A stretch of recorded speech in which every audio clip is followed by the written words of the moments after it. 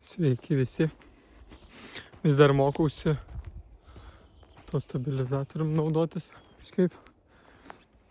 Ir dabar vaikštau. Kažkaip pagalvojau, kad visai būtų gražu, kai dabar pavasaris jau labai stipriai įsibėgėjo, beveik vasara. Ir pakalbėti būtent apie tą, vasaros naudą. Aišku, visi mes jos laukiam, visi labai norim. Bet iš tikrųjų kiekvienas turbūt labai individualiai pasiemam iš jos ir turbūt labai yra gerai žinoti, kokia yra iš tikrųjų naudinga mums vasara. Šiaip šiltas metas, kada viskas pražysta, kada kvepia medžiai, atsiranda kiti unikalūs garsai kaip lapų šnarėjimas, vėjas, paukščiukai. Ir yra labai gražu pastebėti šitos dalykus, kurie iš tikrųjų norim to ar nenorim mus veikia. Aš kažkada kalbėjau apie šiaip naudą pasivaikščiojimo. Visi mes norim, kažkurio momentu pabūt gamtoj, miške, nesvarbu, ar tiesiog šašlyką įsikepti, ar kaip, bet šiandien irgi tokią įdomią mintį skaičiau apie tai, kad mes pilnai iki galo visko nepasiemam vis vien iš tos gamtos. Ir būtent tas sąmoningas buvimas toksai, kai tu ateini ir tu mokaisi būti tyloj, mokaisi pastebėti, nebūti toliau triukšme. Vis tiek veikia gamta, aišku. Ar tu baliavoji, ar tu kalbi, lyt pradeda. Lyt pradeda. Ir tas sąmoningas buvimas gamtoj, kada tu pats išeini tam, kad gamta tave šiek tiek pravalytų. Labai daug yra ir mokslinių visokių tyrimų apie naudą,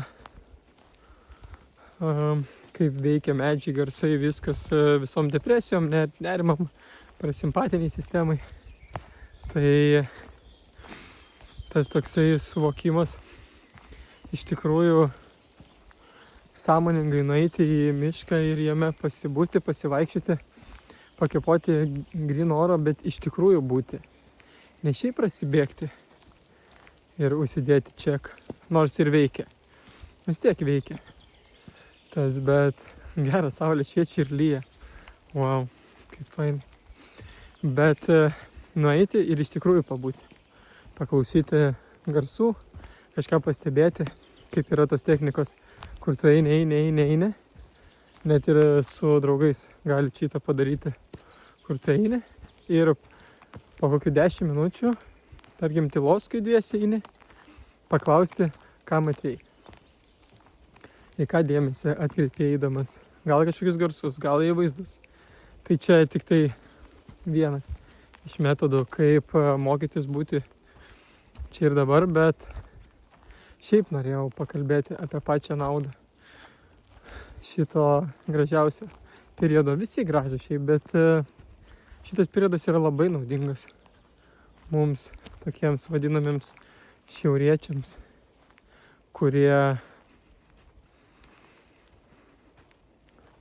labai mažai turim tos žalumos, mažai saulės ir kai jinai prasprogsta, reikia pasimti viską, ką galima, kas mūsų valiai. Labai įdomi irgi mintį, girdėjau, ant kiek iš tikrųjų yra svarbu tas mūsų, kiti tą jaučia, kiti eina į gamtą, į miškus, būna, valosi, tvarkosi, atsiranda ta tokia vidinė meilė. Gamtoj tu gali atrasti vidinę meilę, bent jau taip sako. Ir dažniausiai žmonės, kurie pamilsta gamtą, pamilsta visus. Tai turbūt čia ir yra ta takoskyra tarp miesto ir miško, gamtos. Ir kaip ir gerai sako, kad mūsų DNR yra užkoduota, kad miškas, gamta, medžiai yra mūsų namai, o mes po truputėlį amžius iš amžiaus einam link to komforto, kuriame šiek tiek pametam save, tada nežinom kaip grįžti. Visą tą aplinkoje sintetiką, kurią mes turim, galbūt net ne sintetika, tiesiog sterilumas tas, mus labai atitolina. Ir vien iš to kyla labai daug depresijų. Kaip toj knygai rašo, kad miškas ir depresijas gydo. Tiesiog, čia yra turbūt natūralūs dalykai. Nelabai ką čia naujo ir pasakysiu. Kaip po pusvalandžio ėjimo nusiresetina nervų sistema gamtoje einant. Net nebūtinai gamtoje. Čia turbūt net kalba apie fizinį aktyvumą. Pusvalandį laiko tiesiog galima ir bėgti. Ar kažkur. Šiaip tai iš tikrųjų mes milijonus metų evoliucionavom ir nesvarbu kuom tikim, ar kad mes sielos, ar kad mes beždžionės, tik tai evoliucionavom kaip primatai ir tiek. Dabar esam protingi primatai, bet vis vien yra tos žemės taisyklės, kuriomis mes turime vadovautis, nes mes kūrėmės daug milijonų metų, kad turėtumėm sąlygas dabar gyventi, būti čia ir dabar. Ir mes šiek tiek klaidžiojam. Technologijos yra nuostabus dalykas, bet lygiai taip pat nuostabus dalykas yra ta organika, kuri yra aplink mus. Ir tos organikos reikia mūsų labai daug milijonų metų evoliucionavusiam organizmui, kuris šitaip gali aprimti, pajausti ramybę, įsivalyti, o kai mes būnam savo tose dėžutėse, įlindę į socialinę mediją, visus tuos reelsus, niekas nėra išimtis.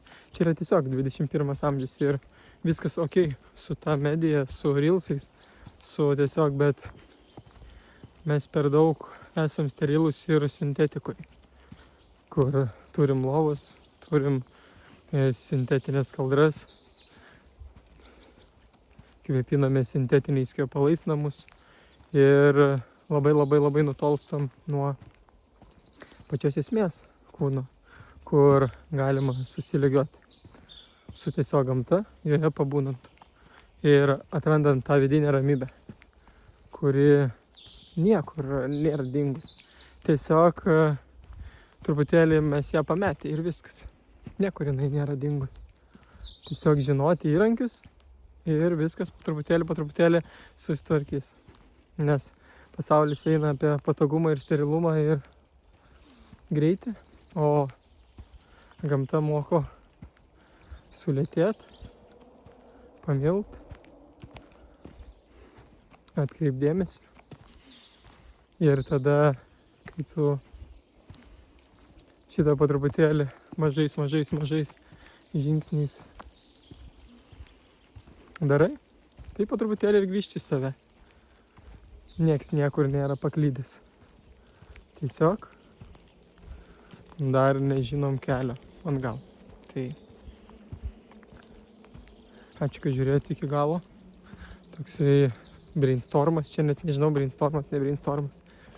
Bet toks įkvėpimas paėmė, kad galbūt reikėtų papasakot, pasidalinti kažką. Ir pakviesti, nepamiršti gamtos ir medžių ir visko. Tiesiog pamilti. Jeigu norit, kad būtų jūsų širdis atvira, tai jos nereikia laikyti tarp 4 betonų luitų. O išeiti ir pasitikėti. Tai ačiū visiems, kas buvot. Ir iki greito.